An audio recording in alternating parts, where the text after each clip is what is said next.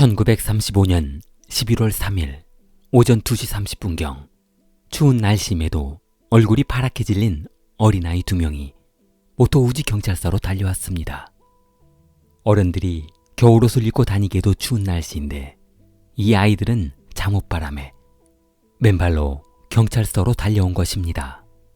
너무 놀란 경찰은 아이들을 잡고 물었습니다.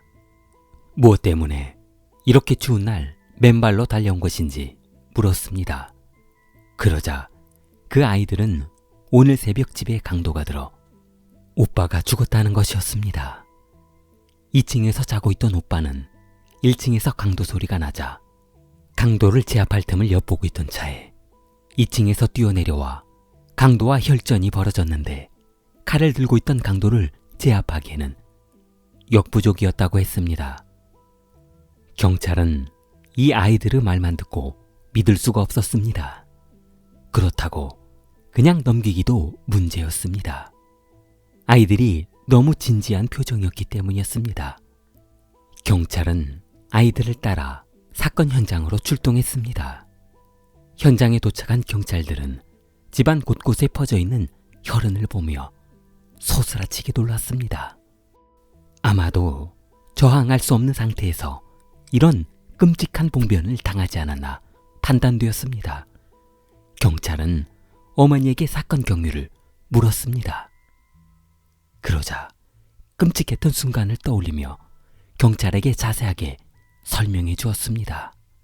11월 3일 새벽 2시경 잠을 자고 있었는데 누군가 부엌 쪽 문 밖에서 딸그락거리는 소리가 들려 잠에서 깨었는데 아주 미세하게 누군가 자물쇠를 열려는 소린 것 같아 눈은 감았지만 귀는 부엌 쪽을 향하고 있었다고 했습니다.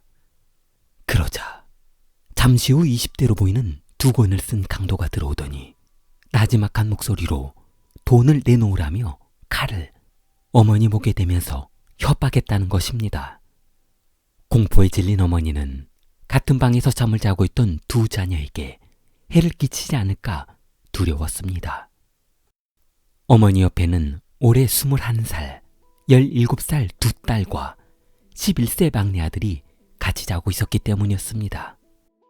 하지만 수중에 돈이라고는 몇 푼밖에 없던 터라 선뜻 지갑을 내놓기도 불안했습니다. 만약 돈이 적다며 딸들에게 추가 범행을 저지른다면 돈을 건네주는 것이 무의미하기 때문이었습니다. 강도는 머뭇거리는 어머니 목에 칼을 밀어넣으며 협박을 했습니다. 순간 어머니는 이불 아래로 손을 집어넣어 60엔을 꺼내 강도에게 돈을 내밀었습니다. 하지만 강도는 이 돈 벌려고 강도 짓을 하는 것이 아니라면서 더 많은 돈을 요구했습니다. 아래층이 소란스럽자 이틈 계단 틈 사이로 아래층을 내다보고 있던 아들 마츠구가 강도를 제압하기 위해 기회를 엿보고 있었습니다.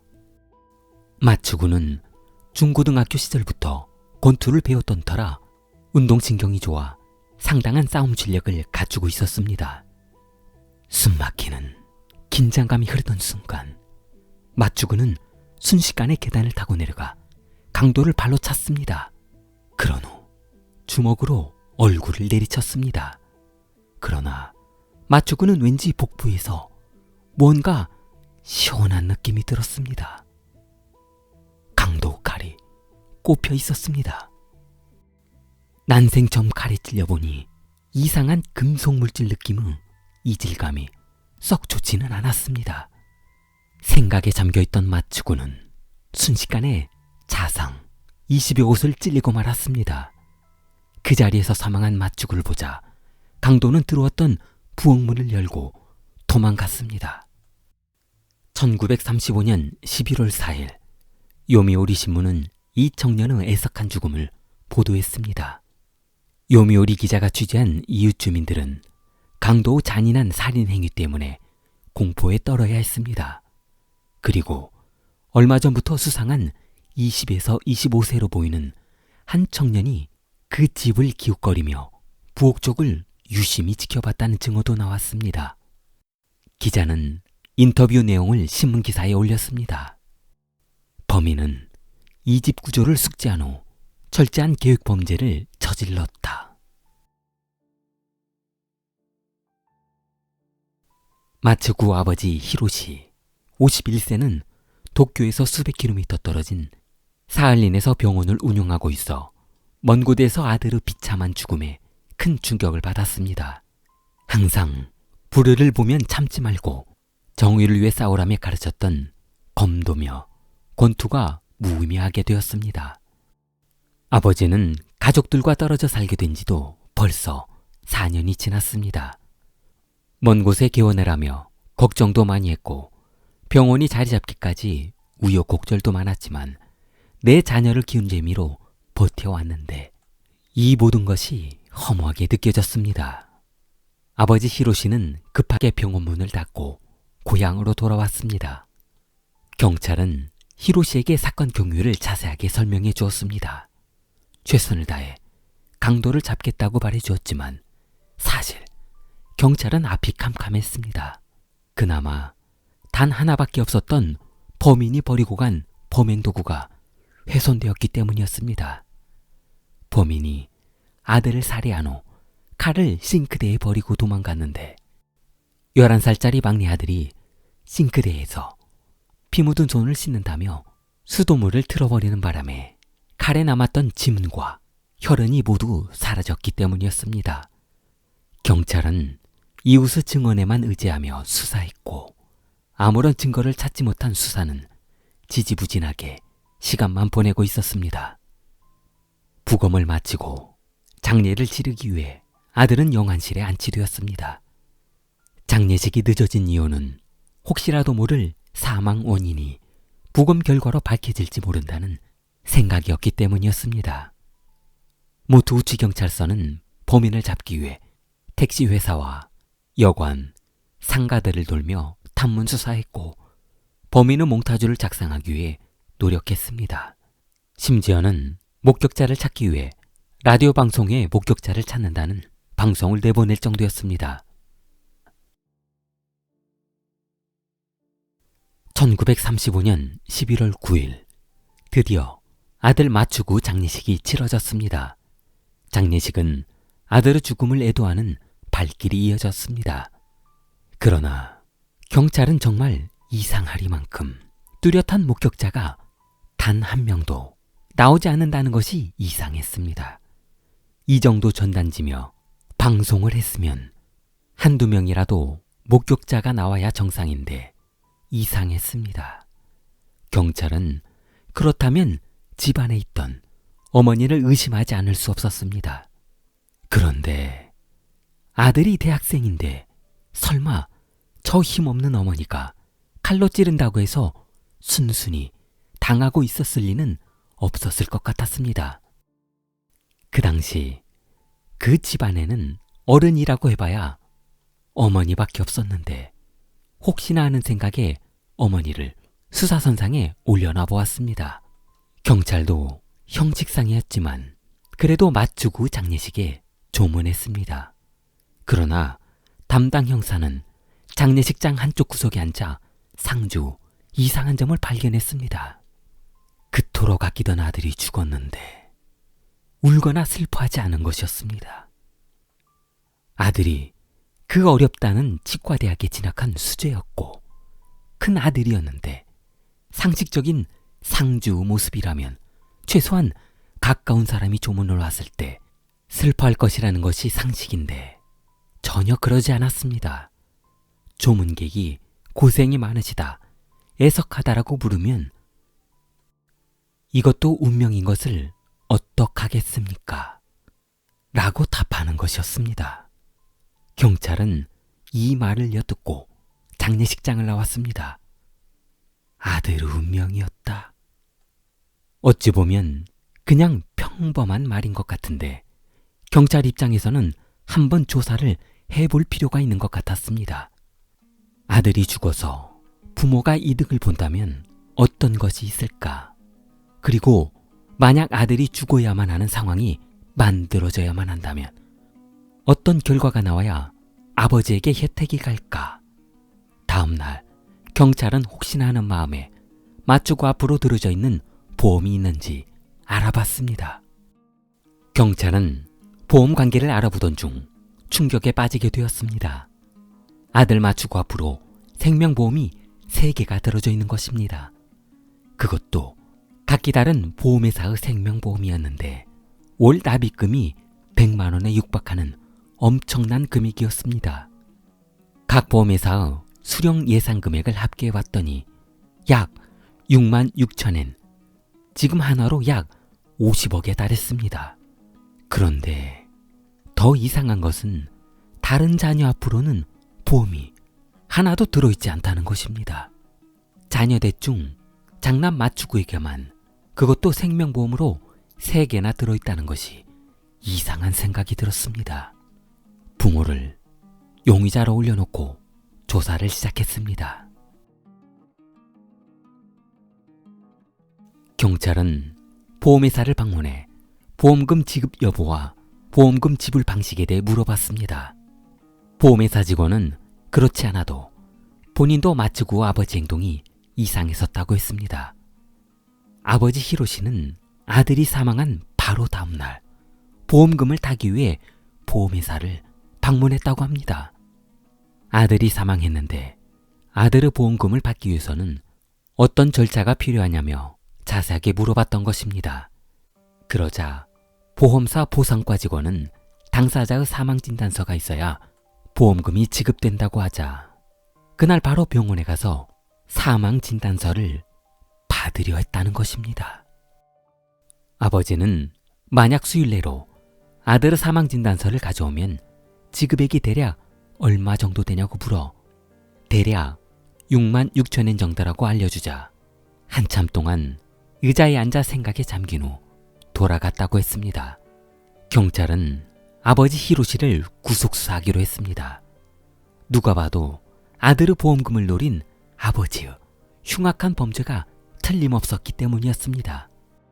11월 30일 경찰은 아버지를 소환해 조사했으나 보험금을 타가기 위해 보험회사를 들러 상담한 것은 맞지만 아들의 사망으로 아직까지 사익을 취한 것이 없었습니다. 경찰은 의구심만 있었지 증거가 없었기 때문에 어쩔 수 없이 아버지를 풀어줄 수밖에 없는 어처구니 없는 상황이 발생하게 되었습니다. 그러자 각종 언론에서는 경찰이 헛다리를 짚어 아버지까지 의심하고 있다며 아무리 그래도 설마 아버지가 범인이겠냐며 경찰을 조롱하고 나섰습니다. 웃음거리가 된 경찰은 어차피 이렇게 된 거 끝까지 가보자며 그 당시 현장에 있던 사람들을 모두 소환해 조사하기로 했습니다. 다음 달 18일 오후 4시 후지서에 유치 중인 대학생 여동생 A코가 구치소에서 공포에 질려 떨고 있었습니다. 이를 수상하게 생각한 경찰은 여동생 A코를 별도로 불러 편안한 마음으로 상담할 수 있도록 유치장에서 꺼내주었습니다. 경찰은 배려를 해주는 척하며 조사실에서 A코를 추궁했습니다. 겁에 질린 A코는 범죄를 인정하고 말았습니다. 내가 오빠를 죽였습니다. A코는 모든 범죄는 엄마가 시켜서 한 것뿐이라며 자세한 범행 동기를 설명했습니다. 아버지 히로시는 독학으로 의과대학에 진할 정도로 똑똑하고 유능한 사람이었습니다. 그러나 도쿄에서 다른 의사들과 경쟁하기에는 학벌이 약한 아버지의 병원이 자리 잡기에는 상당히 부족한 점이 많았습니다. 그러다 보니 어쩔 수 없이 병원 간 경쟁이 약한 북해도 위쪽에 자리를 잡은 것이었습니다. 병원을 차린 지 얼마 지나지 않아 혼자 지내던 아버지는 외로움을 참지 못하고 주위 여성과 바람이 나버렸습니다.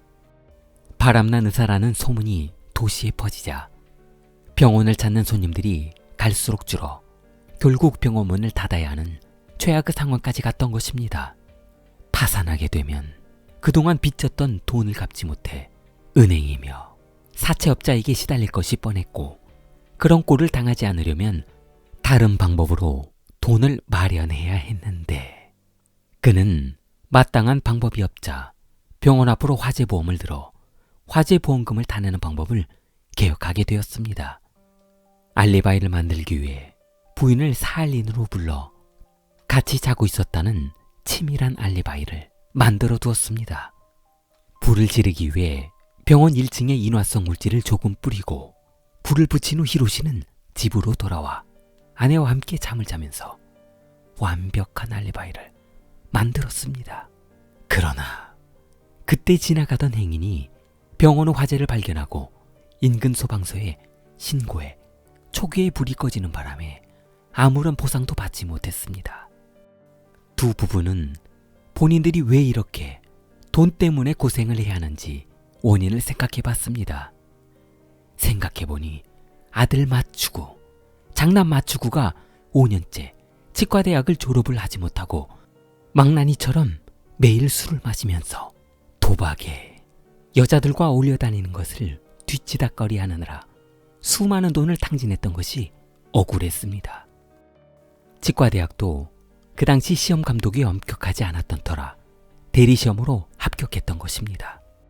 차라리 저런 아들 녀석이 사라지는 것이 돈도 안 들고 이렇게 죽도록 고생을 안 해도 될 것 같았습니다. 처음 아들을 독살하려 시도한 방법은 음식에 독을 넣는 것이었습니다. 그러나 약이 제대로 녹지 않아 실패하고 말았습니다. 두 번째로 아들이 난잡한 생활하다 매독에 걸려 들어왔을 때 매독약 대신 다른 약을 주사해 독살하려 했으나 간호사가 양 조절을 잘못해 그마저도 실패하고 말았던 것입니다. 그러자 아버지는 아들이었지만 생명력이 끈질기다며 다른 방법을 모색하게 되었습니다.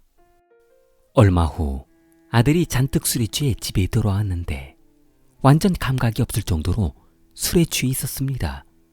어머니는 기다렸다는 듯 준비해 두었던 밧줄을 꺼냈습니다. 어머니는 술 취해 있는 아들 두 손을 등 뒤로 꺾었습니다. 그런 뒤 밧줄로 아들 두 팔과 다리를 묶었습니다. 밧줄에 묶인 아들 맞추고 몸은 마치 휘어진 활처럼 가슴과 배를 앞으로 내민 형태가 되었습니다. 혹시나 고통스러워하다가 술이 깨어 본인들에게 복수라도 하는 날에는 모든 것이 물거품이 되어버리기 때문이었습니다. 여기에서 본인들이란 어머니와 여동생 에이코 그리고 17살 딸 11살짜리 막내 아들을 말하는 것이었습니다. 큰아들을 죽이기 위해 아버지를 포함한 모든 가족이 계획을 세운 것이었습니다. 이날만을 위해, 오로지 이날만을 위해 자녀들은 수십 번 어머니에게 교육을 받았습니다.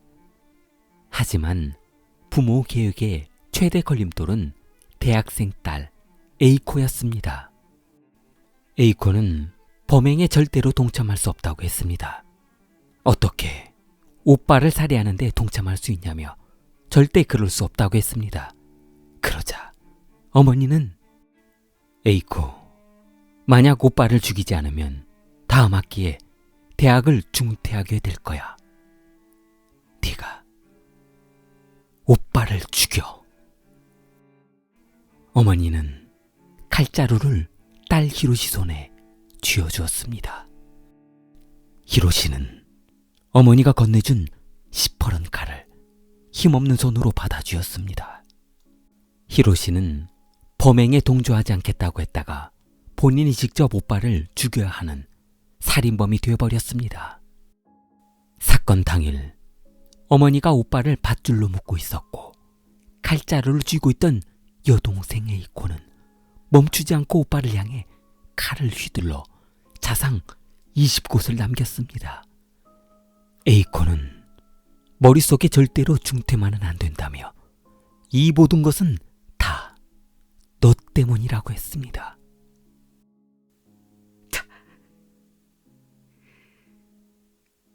너 때문이야.